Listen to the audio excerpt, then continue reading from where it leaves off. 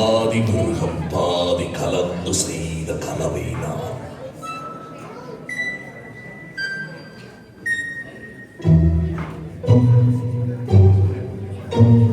வெளியே மிருகம் உள்ளே கடவுள் விளங்க முடியா கவிதை நான். மிருகம் கொன்று கடவுள் வளர்க்க பார்க்கின்றேன். ஆனால் கடவுள் கொன்று உணவாய் தின்று மிருகம் மட்டும் வளர்கிறதே.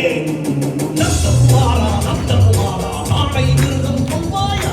மிருகம் என்ற எச்சம் கொண்டு மீண்டும் கடவுள் செய்வாயா? இருந்து மனிதன் என்றால் மனிதன் இறையாய் ஜனிப்பாரா? மிருக ஜாதியில் பிறந்த மனிதா தேவ ஜோதியில் கலப்பாயா?